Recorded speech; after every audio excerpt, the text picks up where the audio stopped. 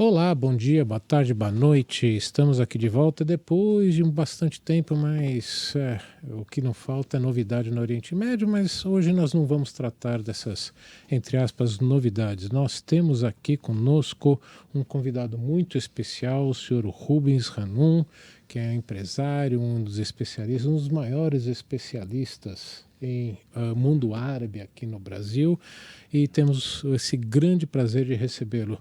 Sr. Rubens, muito obrigado por ter aceitado o convite. Prazer muito grande mesmo termos aqui para conversar e aprendermos um pouco mais sobre o mundo árabe. Obrigado pelo convite, ter aceitado o convite. Imagina, eu que agradeço o convite. Estou muito honrado de estar aqui.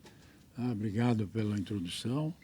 E voltando a essa casa aqui que eu tanto estimo, que já trabalhei aqui por um bom tempo, então é muito gostoso estar aqui de volta. Obrigado mesmo. Que bom. Então vamos começar? Bia? Vamos sim, muito prazer, muito obrigada por estar aqui. Eu queria começar perguntando, na verdade falando, se você podia se apresentar brevemente, né? Quem é Rubens Hanum, empresário, diplomata e escritor, e como também sua experiência como cônsul honorário da Tunísia moldou sua visão sobre o mundo árabe. Olha, obrigado. Bom, eu sou Rubens Hanum, sou empresário de área de inteligência de mercado, de estratégia, de marketing, estratégia comercial. Sou, como diplomata, como você falou, cônsul honorário da Tunísia, em São Paulo.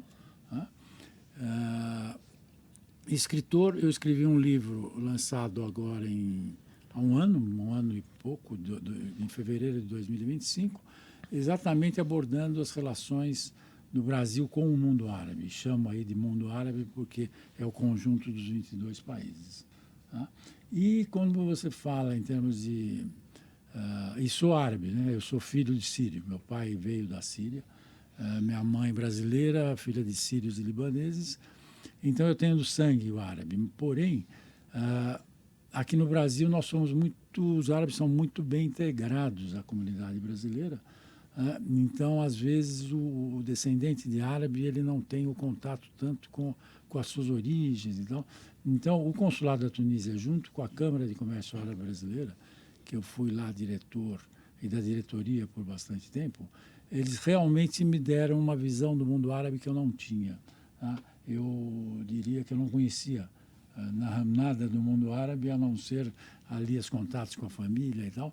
E isso foi me dando uma proximidade dos árabes com os árabes, e isso mudou toda a percepção que eu tinha do mundo árabe, até porque a percepção que nós brasileiros temos aqui é uma percepção que às vezes tem alguns vieses que nós temos aqui. A hora que você se aproxima, você percebe que opa, não é bem assim do jeito como eu tinha a noção e tal. Uhum. Então, mudou muito essa relação. Fora que ser cônsul é uma coisa muito interessante, porque aí você tem contato direto com o país e com o governo do país, com a população do país. Então, isso vai fazendo com que você se aprofunde muito, né? Não é uma relação só de viagem aqui, viagem ali, um contato ou outro, mas sim uma profundidade de relação. Isso mudou muito. Isso fez com que eu fosse aprendendo, né? Aprendendo e continuo aprendendo até hoje. Não dá para falar que está resolvido, não. Sim, sempre tem mais para agregar, para aprender. Tudo. Sempre tem mais para agregar e para aprender. Aí uma das primeiras coisas que eu também aprendi é que eu sou cônsul da Tunísia, porém os árabes são 22 países. Então tem muita diferença, tem muita diversidade a hora que a gente fala. Eu chamo de mundo árabe, no livro chamo de mundo árabe, porque tem um núcleo comum, você tem coisas, características que são muito próximas e tal, mas eles são diferentes.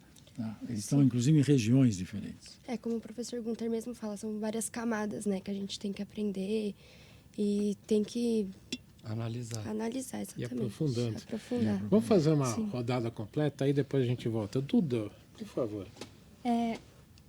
Obrigada também pela oportunidade do senhor estar aqui falando e a gente está aprendendo cada vez mais com você.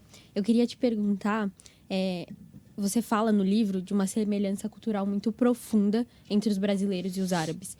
Eu queria saber quais são as que mais te surpreendem, e como essa presença desses 12 milhões de árabes e descendentes moldou o Brasil de certa forma. Olha, pois é, tem mesmo uma semelhança que eu acho muito gostoso de perceber essa semelhança. Uma das semelhanças curiosas, mas muito interessante, é que nós temos, como brasileiros, nós temos um humor parecido com os árabes, sabe? Você tem um humor mesmo, sabe? Eles são bem-humorados, eles têm umas brincadeiras muito parecidas, entendem, mas tem um raciocínio um pouco diferente do nosso, mas em termos de humor é semelhante. Você tem uma semelhança também na relação, na valorização da família. Eles valorizam demais a família, né? Nós também valorizamos muito a família. Então, essa também é um ponto em comum que serve muito de base, porque isso te dá o início das relações, né? Então, quando você tem valores muito próximos, familiares e tudo isso, e como a gente fala, eu falo lá que tudo começa numa relação social, os negócios começam muito mais socialmente do que comercialmente. Mesmo que você esteja numa reunião de trabalho, você vai pelo lado social lá, que é aí que a confiança começa a se estabelecer. Então, a hora que você tem essas semelhanças, um pouco de família, um pouco de humor, sabe, tudo isso facilita demais, né? E como moldou, e aí eu diria para você o seguinte, por quê? Porque os árabes vieram para cá há mais do que 100 anos, 150 anos, 200 anos, né? E aí os árabes foram se integrando tanto à comunidade brasileira, e hoje são 6%, só que são 6% espalhados pelo Brasil todo. Então, se você olhar o mapa do Brasil, o mapa onde estão os árabes, a proporcionalidade é a mesma. Então, se você tem 5% aqui nessa região, de brasileiros, você tem 105% dos árabes estão aqui, no total dos 12 milhões. Então, eles foram se espalhando e foram se integrando. Então, os árabes não tiveram uma preocupação em termos assim, não, nós vamos ficar aqui isolados. Eles foram, então, eles foram casando com brasileiras, com não sei o quê. Então, isso tudo foi fazendo com que a influência dos árabes fossem moldando os brasileiros também, né? Tanto que hoje a gente tem coisas muito que a gente nem sabe que são árabes, às vezes, né? E são, né? Então você tem a esfirra que tem em tudo quanto é lugar. Né? Então, qualquer lugar que você for, qualquer cidade que você for, qualquer cidade, pequenininha, grande, você tem lá uma esfirra no boteco, você tem alguém que fala em árabe na cidade, você sempre tem alguém que fala árabe, sabe? Então você tem toda essa que vai moldando tudo isso. Então eles vão passando os seus valores, vão pegando os valores, e aí a coisa vai, sabe, tendo essa mistura que é muito interessante, fora que a língua, né? Você tem muita coisa no português que é árabe, que a gente não tem ideia, mas é árabe. Tudo que começa com al vem do árabe. Então, álcool, algodão, então tudo que vem do al. Então você tem até um dicionário árabe e português que mostra da onde veio, que palavras vieram do árabe, da língua árabe. Então veja que tudo isso vai dando, apesar de serem línguas muito diferentes, mas você tem um início lá da história que traz para o Brasil. Fora que eles adoram futebol, né? Então eles sabem dos jogadores brasileiros, sabem das seleções, sabem de tudo e torcem para o Brasil. Claro, fora o time deles que agora estão entrando, né? Você tem Marrocos, que é importante, Tunísia, Egito e tal, mas e esses aí vão caindo mais cedo fora. Marrocos não.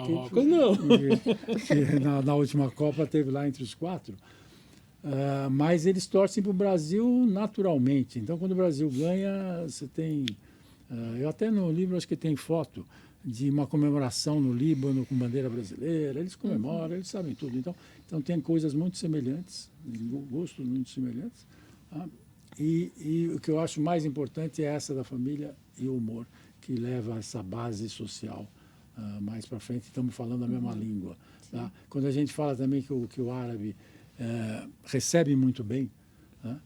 Faz questão de receber muito bem e abre a casa e tal. Só que o brasileiro não é tanto, mas tem lá a sua semelhança também. Sim. Ou seja, eles absorveram a cultura e o brasileiro absorveu a cultura também. Exatamente. Que interessante. Henrique?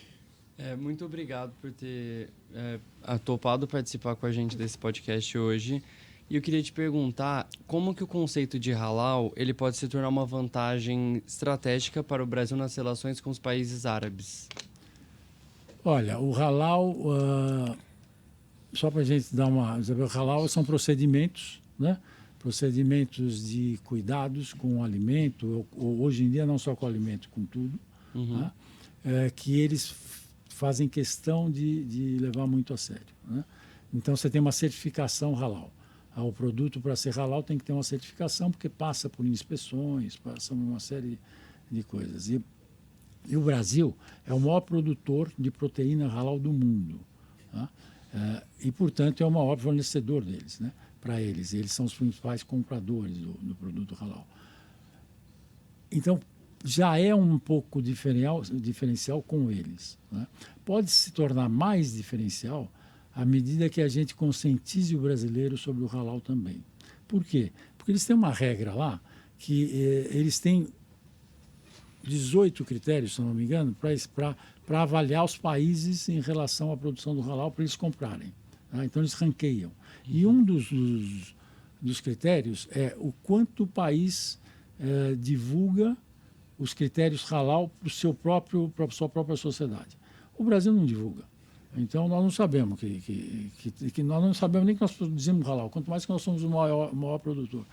Então, se o Brasil fizesse um pouco mais de esforço nisso, se fizesse como fez a Malásia, a Malásia tem um ministério halal, só para tratar dos produtos halal e toda a fruta.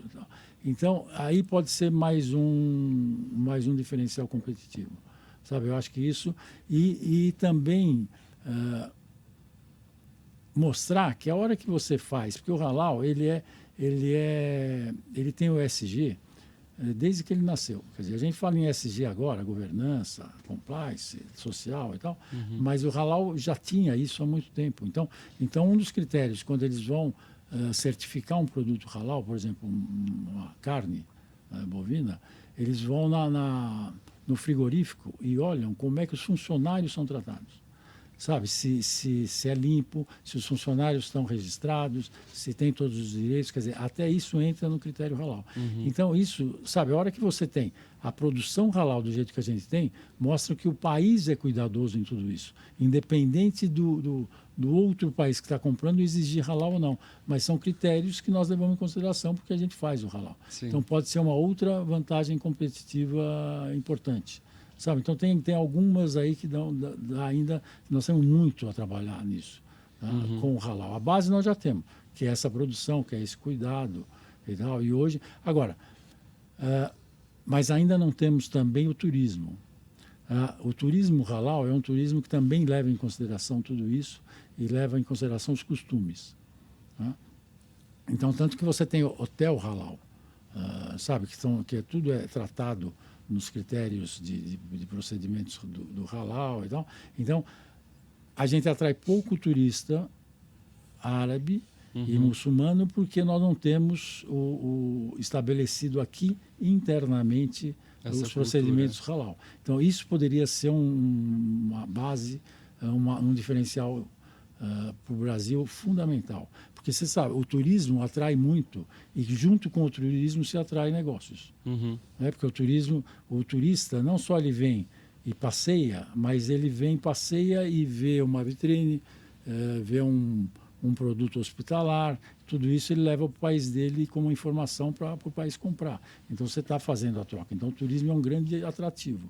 E nós poderíamos atrair muito mais turistas muçulmanos. E aí no halal é muçulmano, não só árabe. E aí, só para dar uma diferença, você tem um muçulmano que não necessariamente é árabe. Você tem 57 países muçulmanos e 22 árabes. Tá? Então, nem todo muçulmano é árabe, nem todo árabe é muçulmano, porque também você tem, dentro dos países árabes, você tem outras religiões que não o Islã. Né? Você tem católico. Então, enfim, você tem muito a trazer como diferencial se nós trabalharmos essas características. Divulgando aqui, trabalhando no turismo, conscientizando as pessoas. Ou seja, tem um nicho de mercado aí que o Brasil poderia explorar e Muito. está ainda subexplorado. E está subexplorado. Muito. Infelizmente, o Brasil sempre. E aí, e veja, e não é porque. E aí a gente tem. E nós temos todo o potencial para isso, porque há uns 10, 15 anos atrás, um fabricante de cosméticos brasileiro ganhou um prêmio halal lá nos países árabes, de produção halal. Quer dizer, cosmético halal, há 15 anos atrás nós já fazíamos. Há 15 anos. Então, quer dizer, nós temos todo esse potencial e temos essa.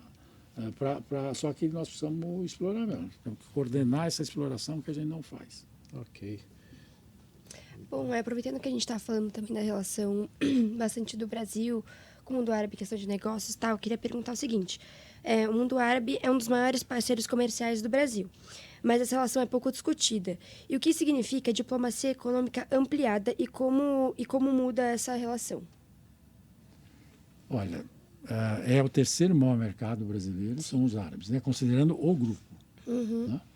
Dos 22 países. A diplomacia econômica ampliada, que eu coloco no livro, que é se eu não me engano, não existe muito isso, eu pus lá porque eu acredito muito nisso. Do que ela trata? Ela trata do fundamento das relações com os árabes. Sabe, não é só uma diplomacia, não é só você se relacionar ali, não é só fazer economia, é você se relacionar de uma forma muito ampla e muito profunda. É você levar em consideração toda a cultura do outro país, da outra sociedade que você está, levar em consideração, respeitando e fazendo valer aquilo. Sabe, é realmente ampliar e olhar a cultura como um todo, sabe, olhar o esporte, olhar as artes, olhar, sabe, realmente, porque aí você começa a entender, e você começa a trabalhar com isso. Né? Mas tem que respeitar, não é só entender para levar vantagem, sabe, porque isso o árabe percebe muito rápido. Se você fez uma lição de casa para levar vantagem, ele... 2 segundos ele percebe. Tá? E isso é muito visível, porque todo mundo tem uma ideia de que árabe é muito rico, então dá para tirar vantagem e tal, não sei o quê.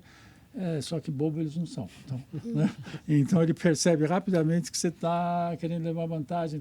Então ampliado é você ter essa visão muito mais aberta, muito mais profunda, levando tudo isso em consideração, tá? Para se relacionar e para gerar negócios. Tá? Porque a primeira base, eu acho que não é só do árabe, mas o árabe fica muito claro, a primeira base de qualquer relacionamento com os árabes é a confiança.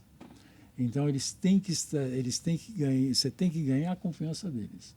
Tá? E para você ganhar a confiança deles, você precisa trabalhar toda essa ampliação das relações. Por isso que eu chamo de ampliada. Porque você tem que mostrar que você conhece, que você está preocupado, que você está dando atenção. Tá? E aí eu sempre uso um exemplo comigo mesmo, que eu levei uma vez uma chamada de um árabe, porque eu sentei na mesa para conversar com ele e comecei a falar de negócios. Ele falou, espera um pouquinho só. Conta aí um pouco da sua família, está tudo bem? Você fez boa viagem? Sabe? Aí que eu percebi que, opa, peraí, não é assim não dá para sair fazendo negócio, nós estamos muito acostumados com objetividade, com uma coisa mais lá não. Por quê? Porque ele quer te conhecer.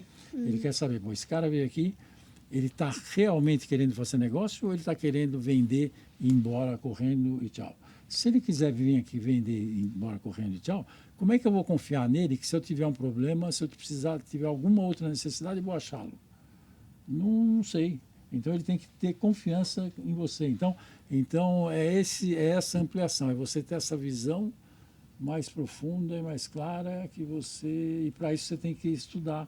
Você tem que saber se relacionar, você tem que também se interessar por ele verdadeiramente e não só para cumprir tabela, sabe? É essa ampliação. Por isso que é da diplomacia econômica ampliada.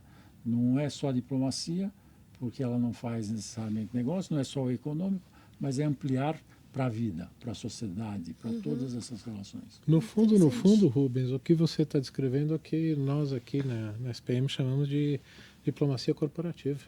Ah, é? Ah, que legal. No fundo é isso, ou seja, uma pessoa de negócios não pode só pensar como negócios. É que tem que ter O que você descreveu é a sensibilidade que um diplomata tem que ter. Isso. Como o meu ex-chefe lá em Brasília é um diplomata, né? Aprendi essa sensibilidade de levar em consideração a outra cultura, o quanto isso impacta o negócio.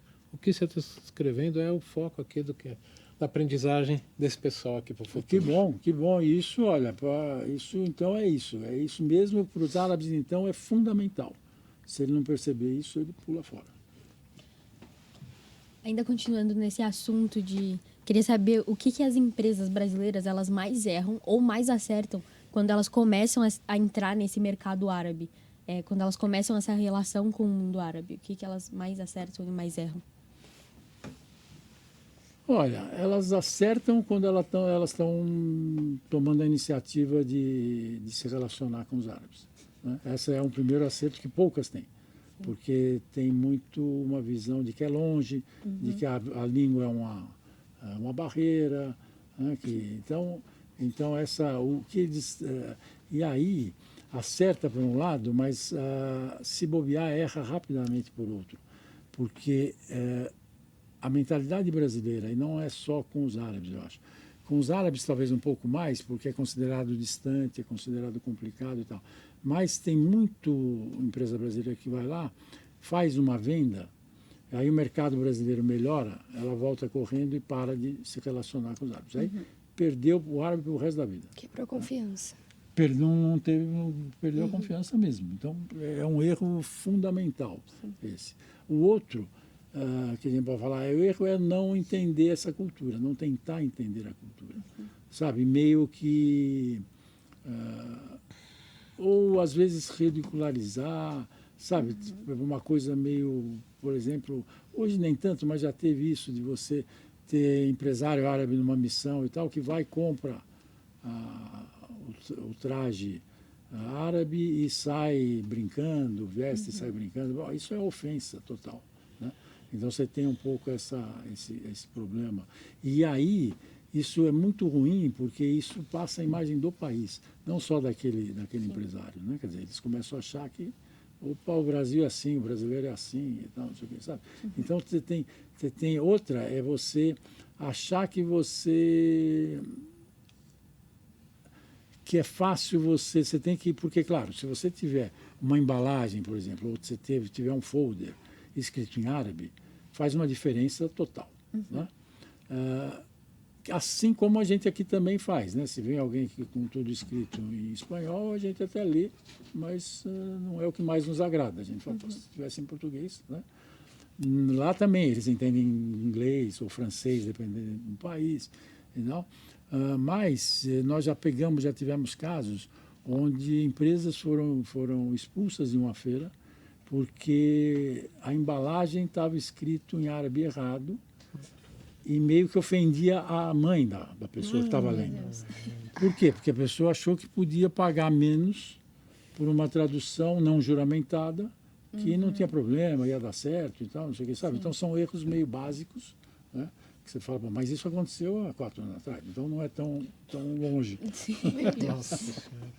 Então você tem erros desse tipo, sabe? Desde erros mais estratégicos, que é olhar a coisa como uma relação duradoura, tá?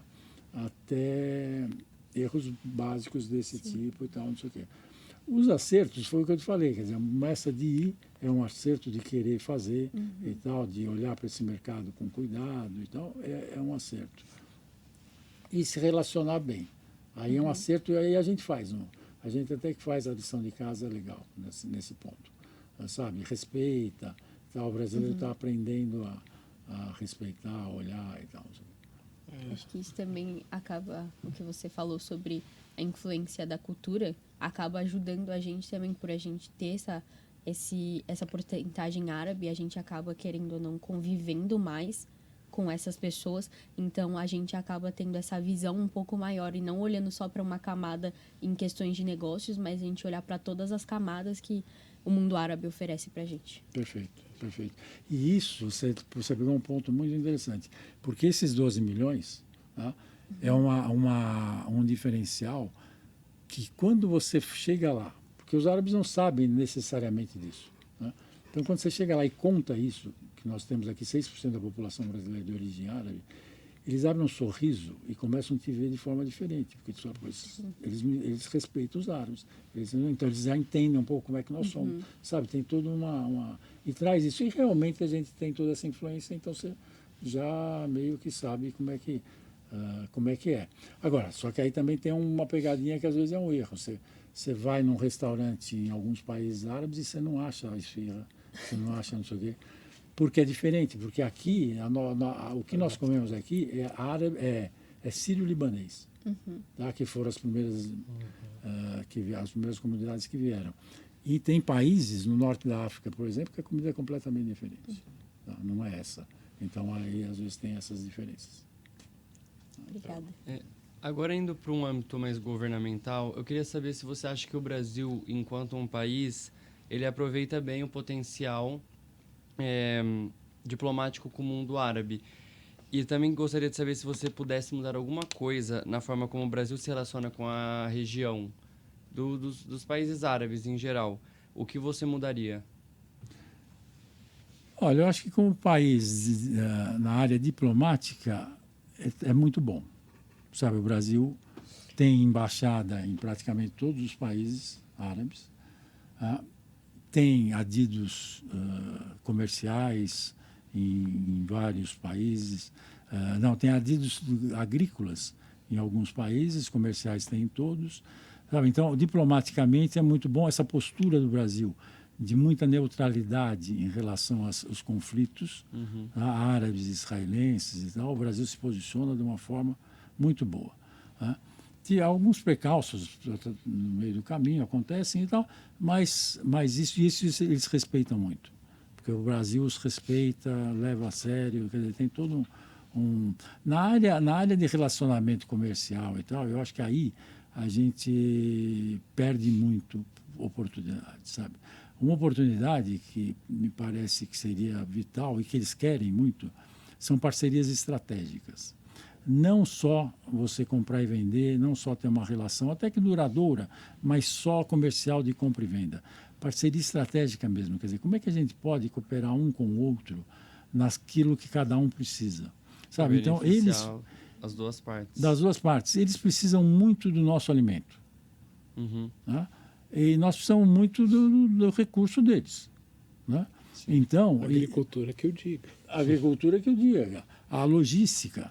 Sabe? E eles estão loucos para investir aqui em logística, por exemplo. Por quê? Porque, como eles precisam muito do nosso alimento, né? Se a gente tiver uma logística mais eficiente, o produto vai chegar lá mais barato. Porque vai ser gasto menos aqui em logística, vai chegar mais rápido lá. Sabe? Então, e eles enxergam isso tudo. Tá? Só que o Brasil precisaria coordenar isso, precisaria fazer isso de uma forma, porque eles querem. E eles já enxergaram isso. Dá para fazer essas parcerias estratégicas. Isso começou a ser conversado um pouco na pandemia. Porque na pandemia, lembra que os países fecharam as fronteiras. Eles entraram em pânico, porque eles dependem da segurança alimentar deles, depende dos outros países, né?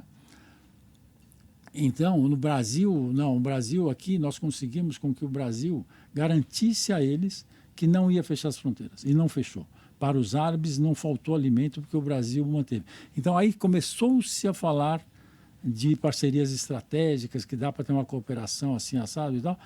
Mas aí foi passando a pandemia e aí as coisas foram se perdendo e esfriou um pouco. Então eu acho que dá para consertar por aí, porque eles têm muito recurso, querem investir no Brasil, então daria para a gente ter um outro tipo de relação. Porque, não sei se vocês sabem, mas 40% dos recursos dos fundos soberanos mundiais estão nos países árabes. Então, recursos eles têm, né? E eles têm confiança no Brasil. Às vezes o Brasil quebrou um pouco essa confiança. Teve uma vez que teve um país que investiu aqui e tal, e o Brasil não devolveu o que tinha que devolver. Enfim, o Brasil pisou um pouco na bola, mas agora isso foi consertado e tal. Então, acho que dá para ir por aí. Eu acho que isso eu mudaria. Não sei nem se mudaria. Eu acho que estruturaria melhor, sabe? Olhar a relação com os árabes mais estrategicamente. Que é uma coisa que eu acho que diplomaticamente é feito. Quem sabe a gente consegue contribuir para essa mudança de cultura aqui no Brasil. Quem sabe? Rubens, a gente poderia continuar aqui conversando por horas e horas. Nosso tempo, infelizmente, já acabou, passou muito rápido, mas já fica o convite para voltar outras vezes, para a gente continuar essa conversa, porque eu digo, já aprendi bastante só nessa conversa. Então, temos muito ainda a aprender com você. E, mais uma vez, obrigado por ter aceitado o convite. E já fica aqui de público para você voltar. Ok? Muito obrigado, já está aceito. Ok, maravilha. Então, muito obrigado, adorei também estar aqui. Muito obrigado pela sua presença. Essa dinâmica de vocês com as indagações, excelente. Muito obrigado. Que bom. Muito obrigada. Então ficamos aqui mais esse episódio e com certeza voltaremos com essa conversa e outros temas que interessam a todo mundo. Muito obrigado pela audiência de vocês. Até a próxima.